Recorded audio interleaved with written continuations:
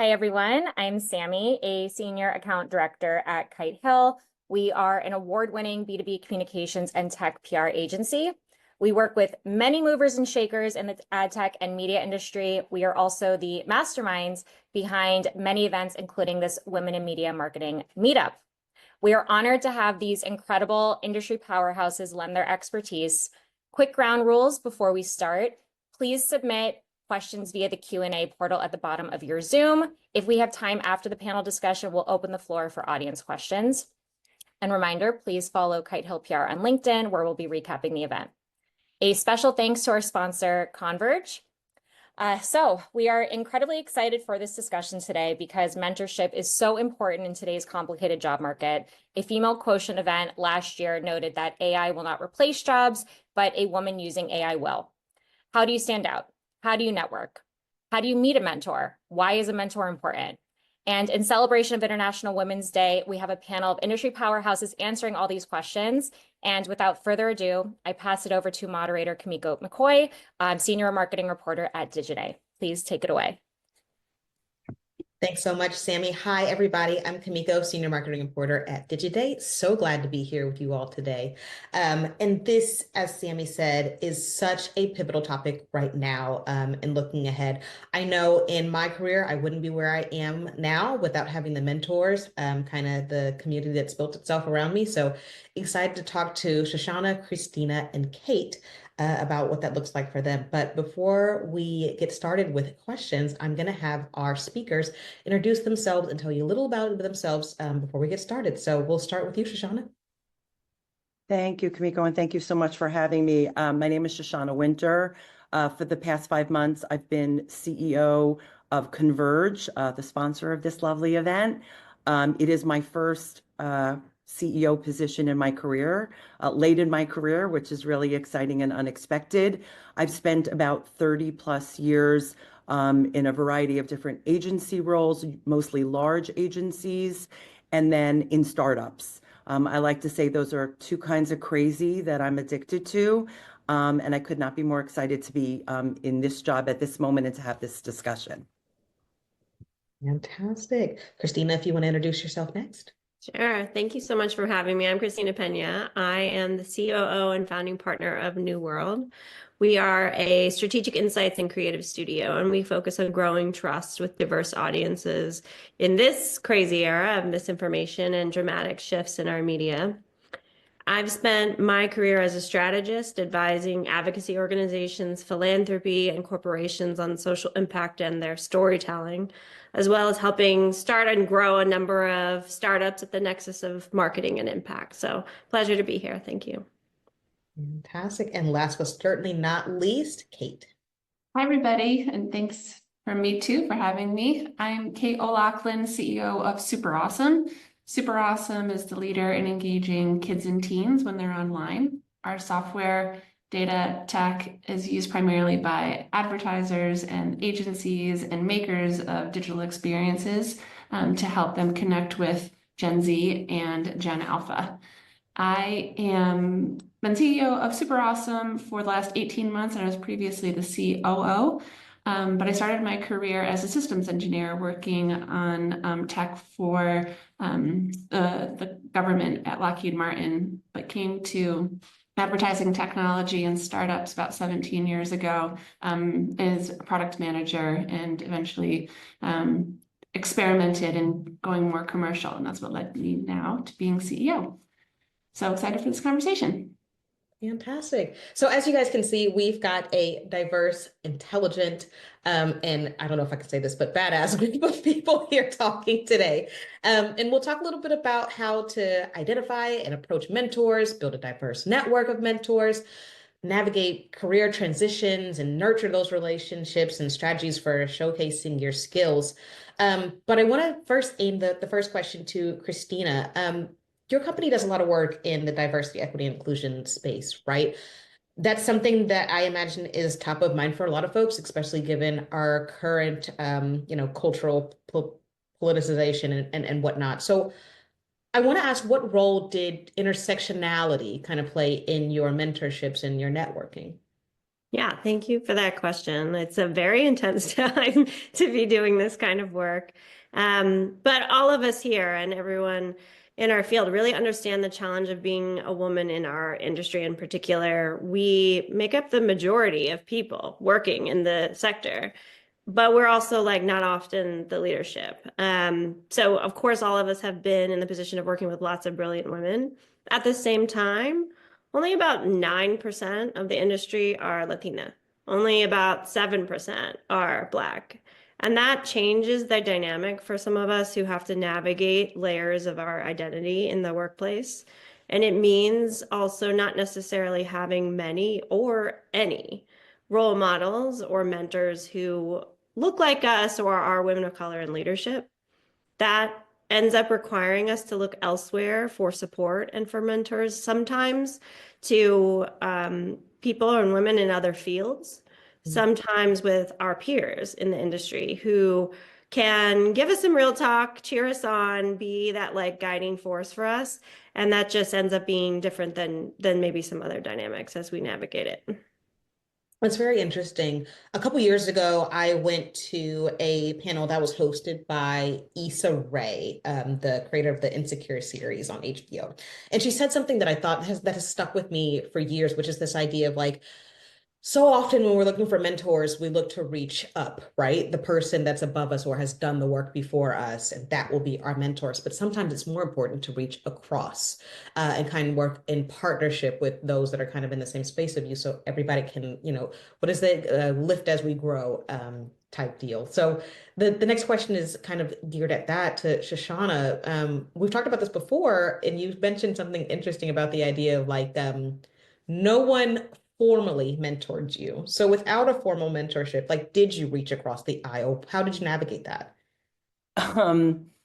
So I think I posted as I was promoting this event on LinkedIn this morning, I was trying to think of what to say around this subject. And I don't know if it's a timing thing, but when I, a million years ago, it feels like, started my career, the notion of mentorship just wasn't even mentioned to me.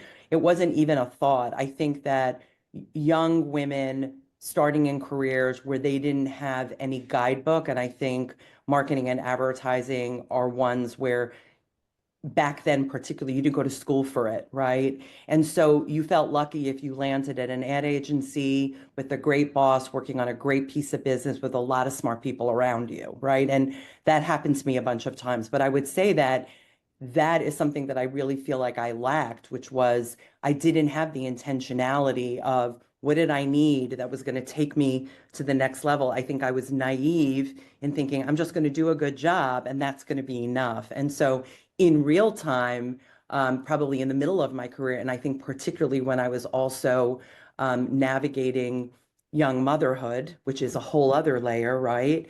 I really was struggling. And so I think that what I'll say, and that's when I turned to your point, across the aisle. And I would say that they were, some people call it a board of directors, which is you identify individuals that get you, that know you, that understand your power, and are also honest enough with you to sort of call you out on your BS, excuse my language. And then at the same time know enough about what it takes to go from place to place that they can guide you. And so I did that, but in a very unintentional way. And I think that that's what led to a lot of trial and error. I think women today, and I mentor a lot of women, are fortunate in that the notion is out there, and they are told even when they're in college, find a mentor, find somebody that can help you make these decisions that can clear the path for you. And so I think that there's a difference between having necessity be the way you navigate your career and finding yourself exposed in situations that definitely teach you a lot, but you wish that you would have had someone that you could have sort of asked a question of or had them share their experience. The last thing I would say, and there's an awesome, I think I mentioned this in some of our pre-discussions, Kimeko, there's a book written by, it's a Harvard Business Review book called Forget a Mentor, Get a Sponsor.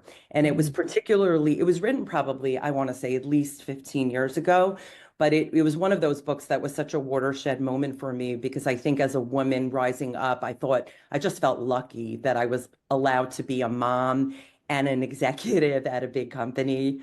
And I just kept my head down and just didn't want to make waves, right? And what this woman says in the book is, particularly for women and people of color, that's not enough. And that having someone that just gives you advice without them having skin in the game is really not going to be effective for you. And it's why, as Christina said, we have so few models of real female leadership at the C levels and beyond, and certainly people of color. And what this woman says is, you need somebody who is in your organization, who has influence, and who is willing to go out on a limb for you. And if we all sit back and think about that, very few people will make that list. And then you got to hope that that person is still in the job and could continue to give you that kind of sponsorship. So I think in this world, I think we have to be super strategic and forward thinking about the relationships we make and how we use them. And I don't think it's one person. I think it's probably the board of directors. Absolutely. I'm going to hold on to that thought because I want to circle back around to the idea of mentorship versus sponsorship, which is really, really interesting circle there. But before I move on, Kate, I want to circle back with you. And again, we've kind of been on this topic of, reaching across versus up when it comes to finding a mentor. Talk to me a little bit about what that looks like and kind of how you work that out. Yeah, I think we've all been in the similar situations through our career where you didn't always have someone to look up to. But I have been quite fortunate in having peers and people I look in different parts and maybe different parts of the organization who kind of got me and I got them and we pulled each other along. I can think of actually my peer at my last company, and she and I were actually competitors in that we were running different business units and we would compete for priorities and compete for resources, but we needed each other to raise all boats. Like we needed each other to be successful because we didn't have necessarily the authority in the organization to, do the things that we knew we could each do. And really that took having each other's backs and like lift in kind of sharing where we needed to share information and advocating for each other, even if that meant sometimes like a give and get, right? And so I think that maybe even, coming back to that sponsorship, we gave each other what we needed, and it was like we had each other's backs in that way. And I also think that, that can come in the form of like sponsorship can come in the form of learning too, and getting from people things that you need to grow in that might not be like you're growing because you're getting a promotion or you're growing because you're getting more money, but you're growing in like the things that you're learning and the risks that you're able to take because you've asked someone for assistance. And so I think especially in tech or, how fast things are moving and learning new things like the application of AI, that topic of reaching out to have people help you take a risk is super important for growth and like a different dimension of leadership. I remember it's kind of a little maybe a bit of a dated stat now, but it really stuck with me, this Hewlett-Packard study that looked at applicants for new jobs or new positions in companies. And it said that men would apply to a job if they met 60% of the criteria, but women felt that they had to have 100% of the criteria to go for it.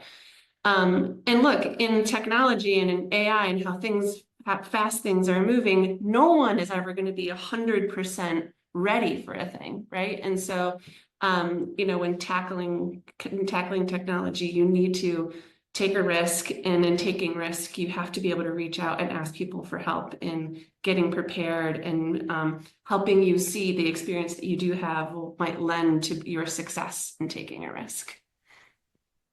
I think I love the story that you told us of friends to enemies to friends or counterparts kind of working together so that all boats rise with the tide. That's the phrase I was looking for earlier.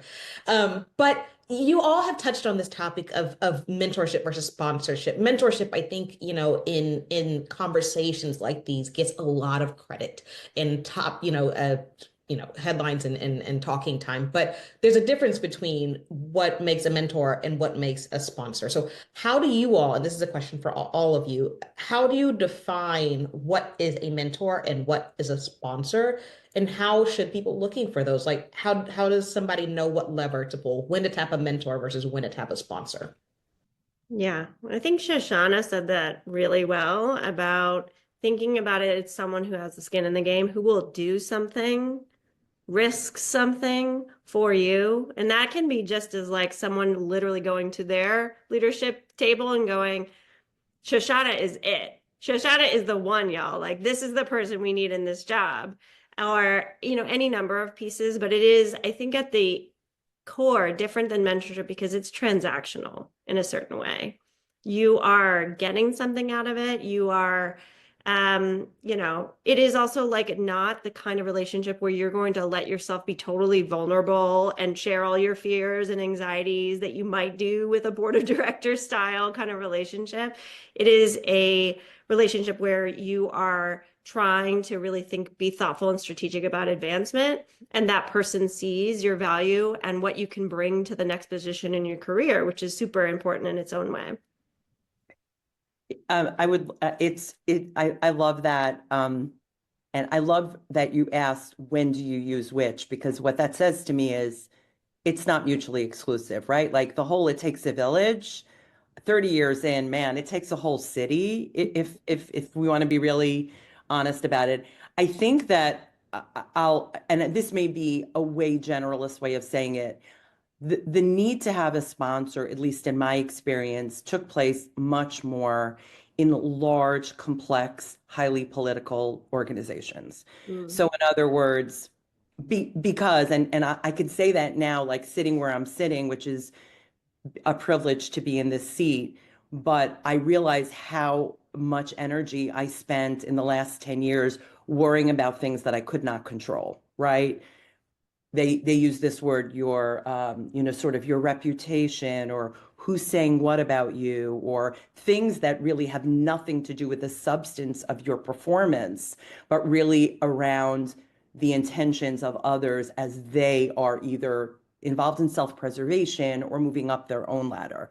And it creates a very fearful environment. And I think particularly for women, and I think for other minority groups, when I felt like I needed air cover and a sponsor is when I was scared that for whatever reason, I was going to get let go because corporate downsizing was going on and I was a senior person. And if someone didn't like something, that could be enough of a reason, right? So having somebody who has a seat at the table to vouch for you and provide you that air cover, and it sounds terrible, but I got to say it's true.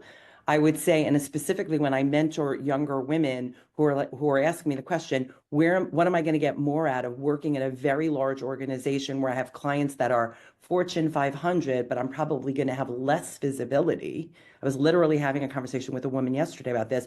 Or do I work in a smaller environment where maybe my clients are not super famous, but I can have a seat at the table and really be responsible for their transformation? And I think it depends on the person and what you value. I would say that for me, I wish that I was taught a little bit more about what it takes to play that political game, and how it's not really about performance, and not beat yourself up about things you can't control, and then also be a little bit more selfish about that's not an organization I want to be a part of then. Like if that's really what it takes, then maybe my style is to be in a completely different environment. And I'm not saying that's true for everybody, but I think that again, like when I started, it makes it sound like I started in the Stone Age.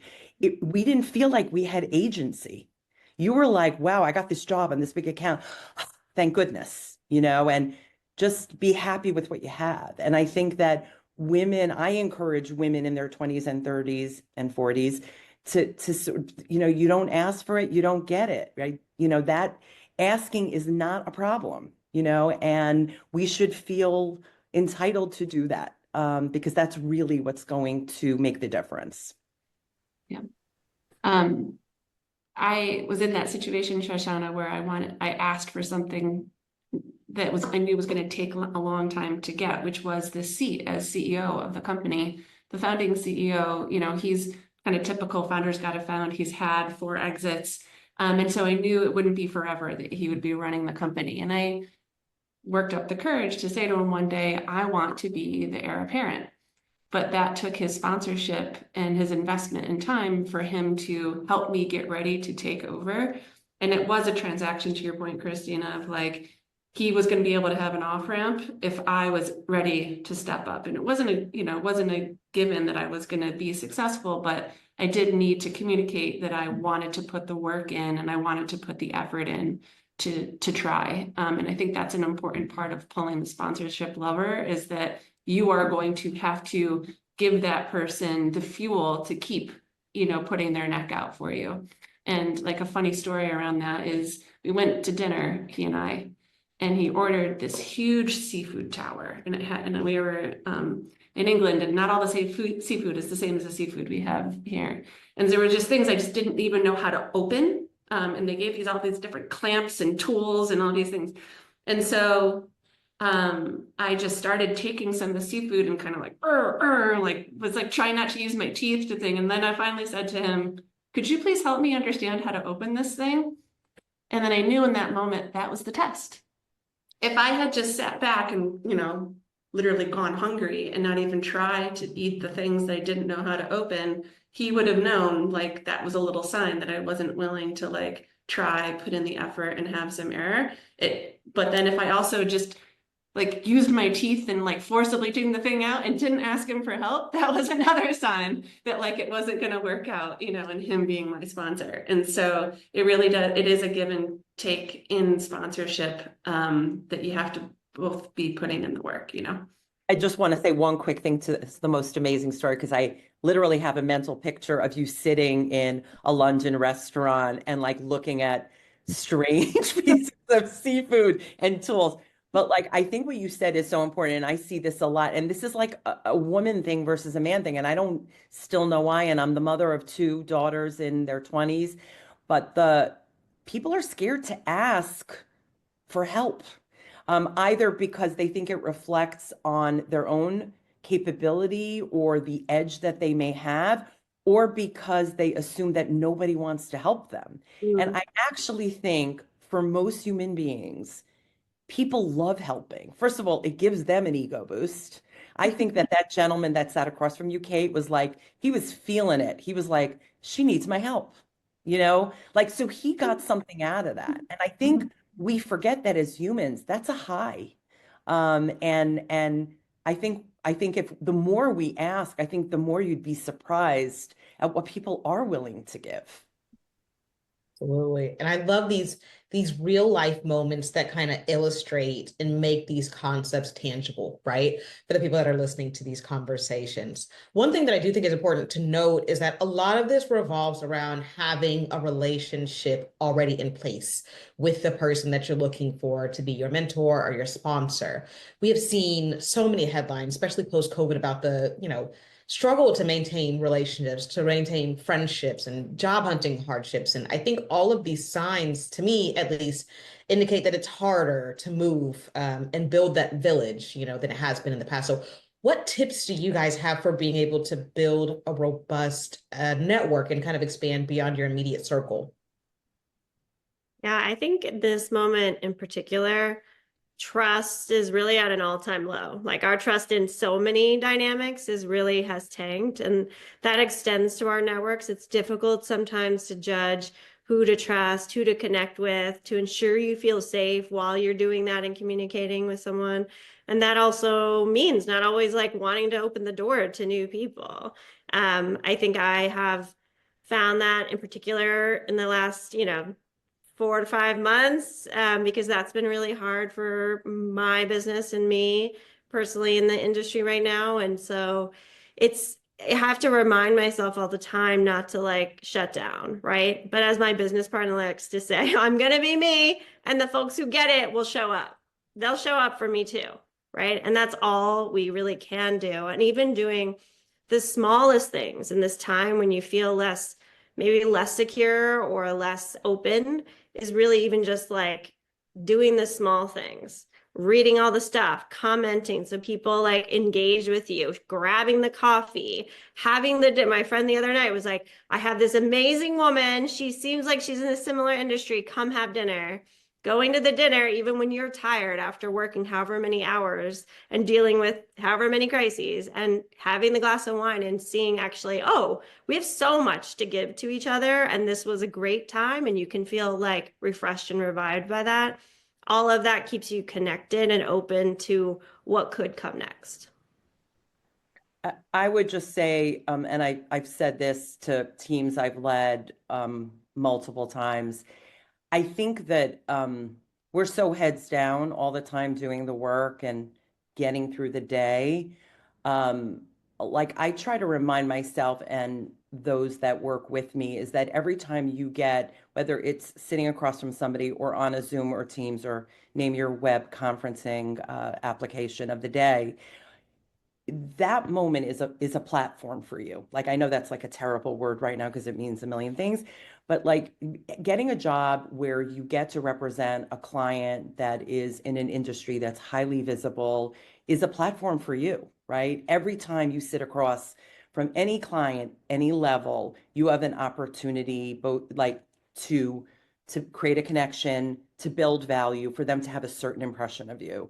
And as somebody who, without intention, had too many jobs in my 30 years, being in this job, I can't tell you that two of the new pieces of business that we're very close on are through people who I had that moment with or moments and who remembered me and either thought I was smart or funny or crazy. And as Christina said, they were up for that, right? And so I think that like not just getting through the day and being heads down and getting the work done, but really looking at a job or a responsibility of work that you're doing in the communications business, which is external, living that, but for your own good, right? And linking in with everybody you meet actually does have value, despite the dilution of those relationships. But it works. So I think I would just say be present and recognize that little box that you're occupying up on the screen is like someone's little TV show that day. And be entertaining and be personal and use it in a way that will benefit both of you. Perfect. And Kate, is there anything you wanted to add there? No, I would just say that like even the small moments count. They've been trying to be better about when someone kind of like enters my mind of like I have a fleeting thought about them. Someone maybe I haven't talked to in a few years. Been trying to just write them like a 3-line email that says, "Hey, I thought of you today because da da da. I think you're amazing."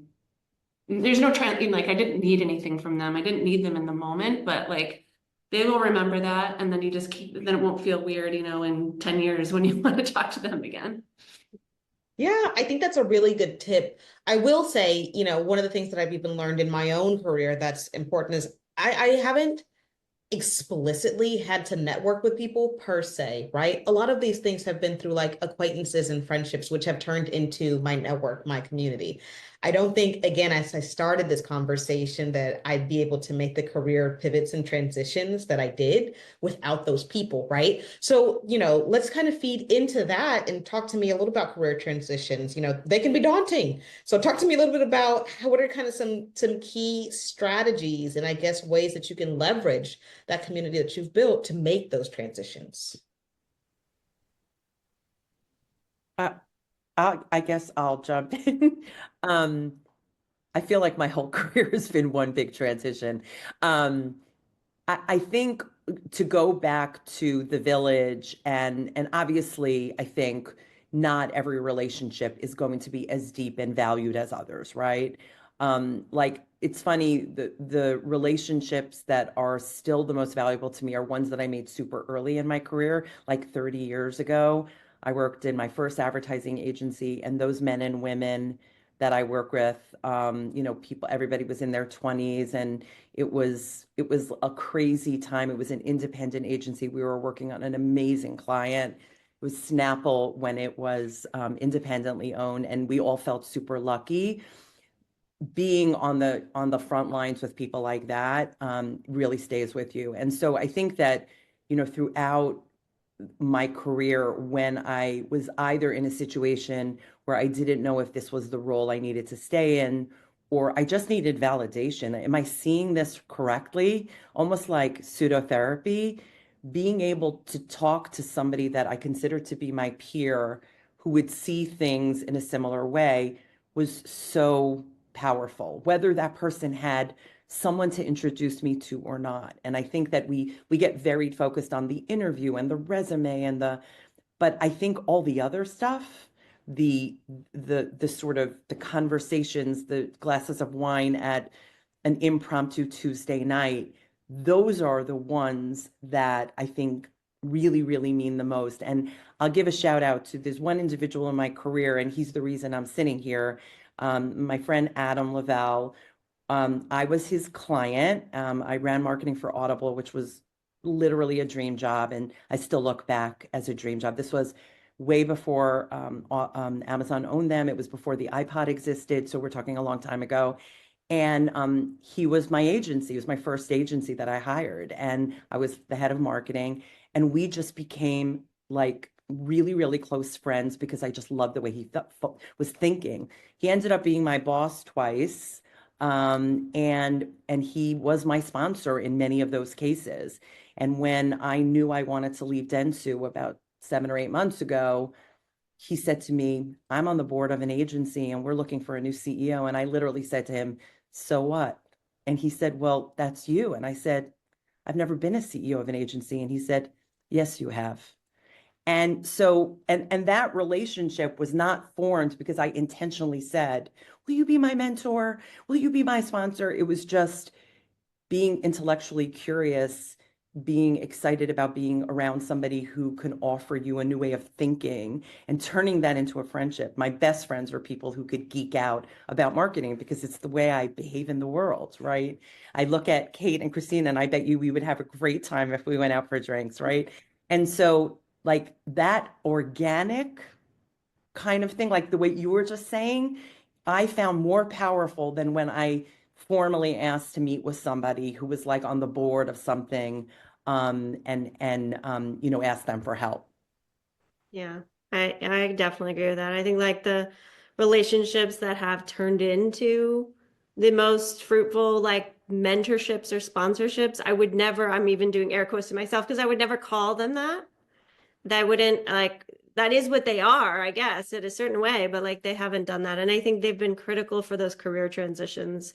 So there are probably in transitions when you feel the least sure of yourself, right? And that's when you really need the support. And I think for me, the biggest transitions I have gone through in my career and in the industry were really around motherhood.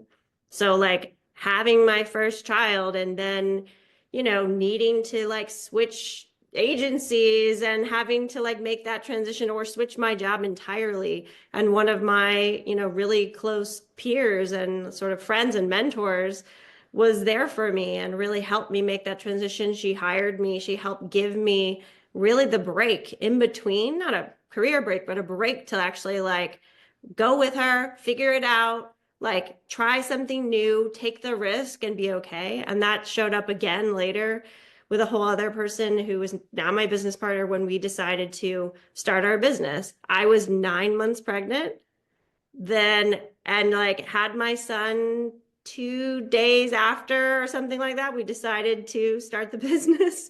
It was a truly bonkers thing to do. It is not a rational thing to do. But I think having that kind of circle of people around me and people who were like cheering me on, being like, we know you. We're like, yes, this is crazy, totally cuckoo, but like, you can do this. And like, if it's anybody's going to do it, it's you. So here I am, like, roaming around Manhattan trying to look for office space with the baby attached to me. And they're like, yeah, that's so Christina. So like having the people around you who really truly believe in you make a huge difference during those moments of transition. Yeah. And the people around you can, I think what we're saying here is become sort of organic champions of you because of the relationships. I do think that there is some importance to architecting the people that you want around you when you're going through a transition, and being honest about what you need to be, how you need to be different, or things that you need to have exposure to be successful in a new role. And that might mean that you need to expand your network into people that maybe you're not so comfortable with, or like people that you wouldn't sort of like necessarily pick for a Friday night. And so, not they're not lovely people, but like I knew coming into SuperAwesome, which is a very compliance and policy focused, business, that I needed to be friends with lawyers. I needed to know them, I needed to love them, and they needed to love me back. Right. And when I transitioned into more of a company strategy and COO role, I needed to have more exposure to finance. Right. And so finding the people that knew those things and purposely going to seek those relationships to help me grow and to complement where I was good and would need them to balance me out. That was important as part of a career transition, is architecting the people around you. I think that's interesting. And throughout this conversation, we've looked at this a couple of times, and I think it kind of lends itself to the idea of a transition as well, right? Is the advent of generative AI, something that we cannot escape. It's everywhere. And I think we can all agree that part of a career change that we'll all face at some form or fashion is AI, right? Last month, Harvard Business Review wrote that women are adopting generative AI at a significantly lower rate than men. So talk to me a little about, in the idea, in the spirit of transitioning and navigating, like how do we then apply that to adopting and adapting to new tech? So I'll date myself again. Nothing could be more game-changing than working during the advent of the commercial internet. So I was working in a traditional advertising agency in the early 90s, or mid 90s, I should say. And before the commercial internet, we had one workstation in our agency where you can access the interweb, is what we would call it. Like, I think we had email, I don't even remember. I think that I'm very curious about that stat. Like, I find that stat really interesting. But for those of us who have been through multiple, let's call it transformations and bubbles and bursted bubbles, I've seen almost every one of them in the 30 years I've been in the space, I think the question is how do you look past the noise and at the moment, because we live in a social media world, the bright, shiny object syndrome, I will call it, and get to what's real and what's actionable. And so there's a little bit, I think, and I think we all know this about our industry, there's a little bit of a hype cycle that's about who's the smartest person in the room. And it's really about how entertaining you could be at a cocktail party, and not necessarily what's going to make you more efficient, smarter, better at what you do. And so what's worked for me, and I'll tell you, I happen to have been, during that time I worked at that agency, I was part of a small group of people building an internet company, which no one knew it was called that then, in 1996. And it ended up being a company called 6 Degrees, which was the first social media platform that was ever created. We didn't know that at the time. And the only reason I was excited about it was because I can envision how it was going to change everything. And I think as AI right now, although it's super interesting and powerful, I don't think it's refined enough yet for it to be anything more than something that feels like it's going to potentially make us more efficient or Big Brother. I'm being reductive, but I think that that's where we're at. I think that it is 100% our responsibility to stay on top of it, but to use our own reasoning to say, separate the forest from the trees, right? What about it is really going to matter? And what about it is really about driving stock prices or hype cycles at big conferences? And I think that that's very, very hard to do when you're in the middle of a hype cycle and you're trying to get your work done. So I think that, what we've done, what we're doing at Converge, and this was a big thing at Dentsu as well, is you need to identify individuals who are dedicated to digging into it on a regular basis and being able to share in I think, a really actionable way, ways that we're going to adopt it that are going to have an impact. versus just going all in and finding out that when it really comes down to the bottom line, it's not really yet ready yet to impact the business as we see it. So, Yeah. right, yeah.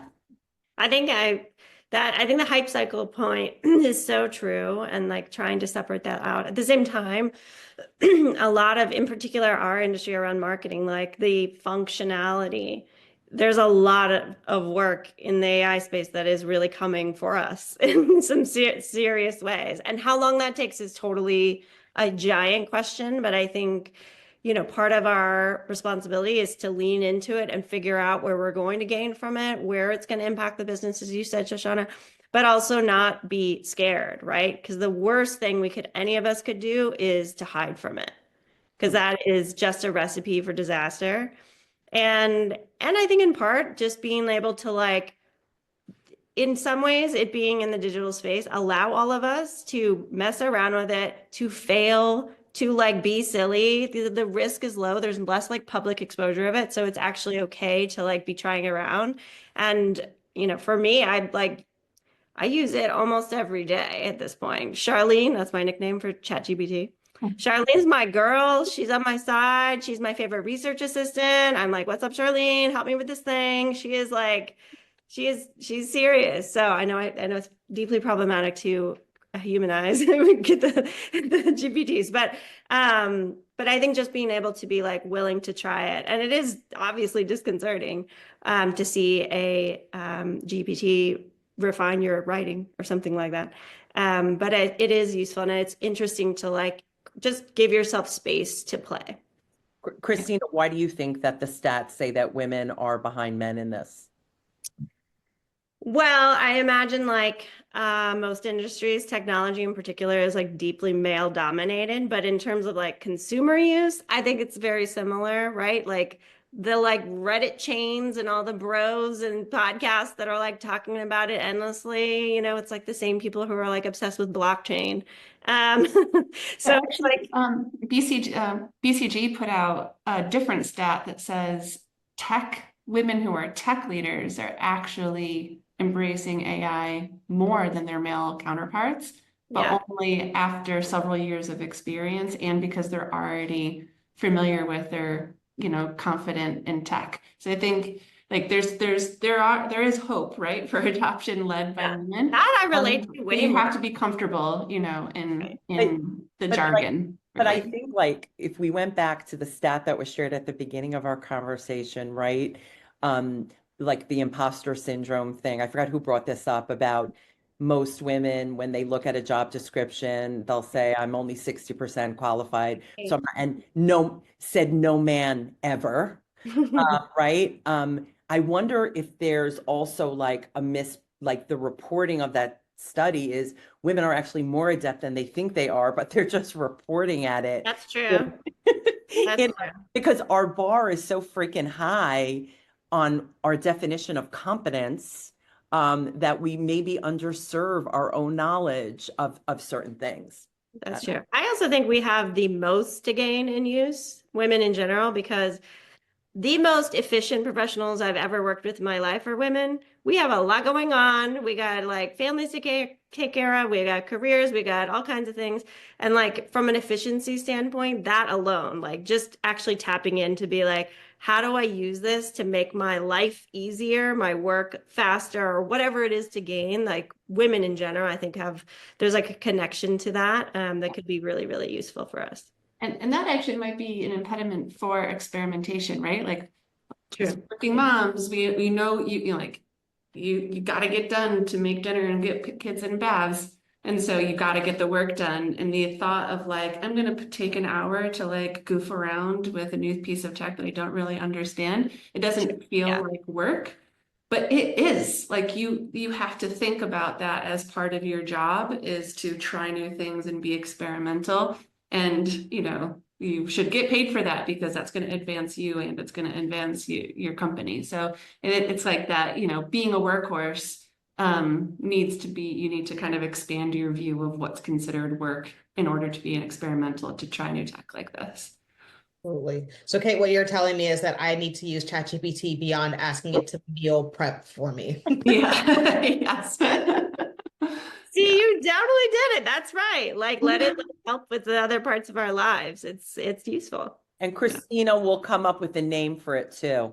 Give Yeah, I it call your her my own homegirl name. too. I always say, homegirl, help me on. No, do not let the tech bros name it for you and give you exactly.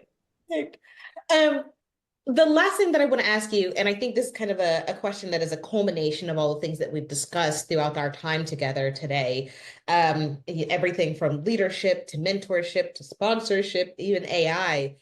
What are some of the biggest challenges, or excuse me, what are some of the biggest changes that you've seen in your career development in the last couple of years, and what advice would you give after having navigated those changes? I think that one of the biggest changes has been work from home. I do think that has really changed the dynamic and who gets some of the opportunities in career development. Because if you're seen and you're at the water cooler and people consider you and they give you more chances. And I think a lot of women, for lots and lots of good reasons, are opting to stay home more than maybe making the effort to go into an office. And I think in the long term, that's actually going to be, we will find part of the limitation that women have experienced. And so I think, the finding the right balance of getting yourself, and if you can't get into an office, then finding other ways to make sure that you're seen by leadership or seen by other parts of your organization is really important to your personal development. It's a big change that as leaders, you have to recognize and give people the opportunity when they're home, but you also have to make the effort yourself to be seen. I would say, and I think that this is speaking as somebody who, I don't want to say I'm at the end of my career, but like I'm definitely in the senior portion of my career.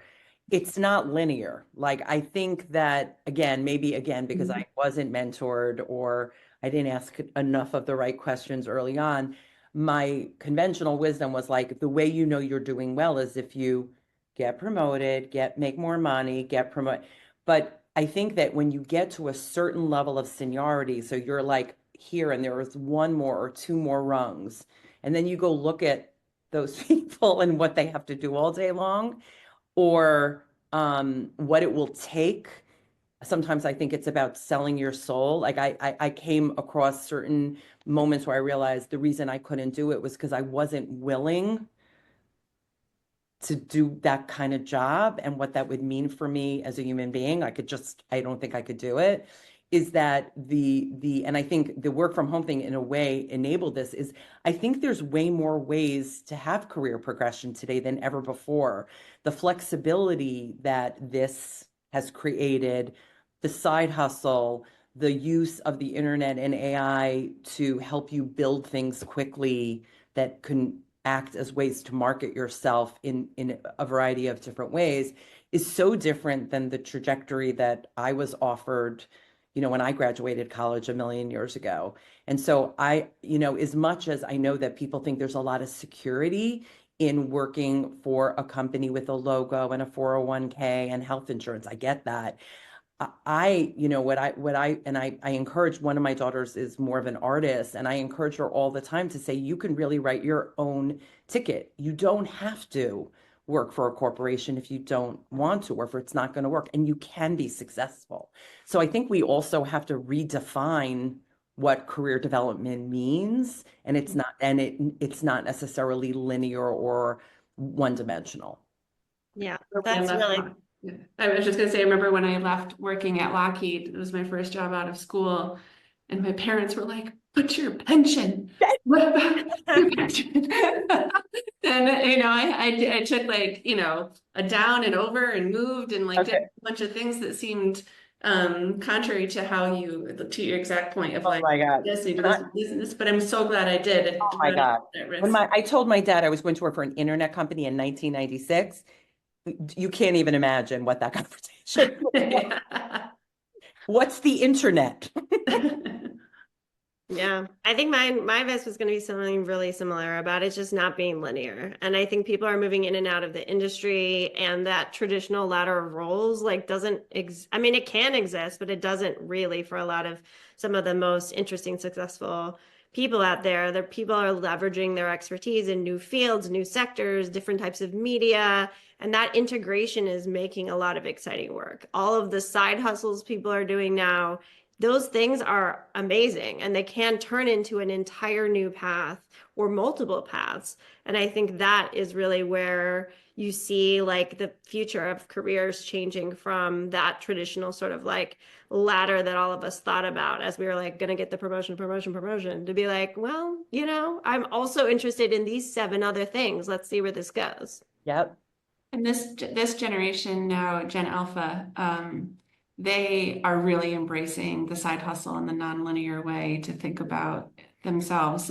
We just did some research that shows that kids are basically making comparable money in their internet side hustles, like making skins for avatars and selling things, UGC and Roblox, as they make money in mowing lawns and babysitting.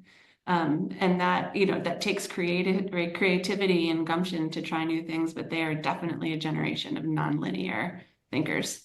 I cannot wait to hear what my 6-year-old decides he's going to start selling on the internet. When he's 15, he's already like cracked 3 career paths before I give him advice. So yeah. Good for him. I should have taken the MySpace coding that I was doing when I was in middle school a little bit more seriously. Listen, this conversation has been so fulfilling. I learned a lot from you ladies, and I hope that our listeners did too. It's been a fantastic conversation. We're going to go ahead and wind down, and I am going to say thank you one more time and pass it back to Sammy to close us out. We'll be hosting more events like this in the future, so please follow along on LinkedIn, where you'll see what we have in store. Thank you again to our incredible moderator and panelists, and thank you all for joining.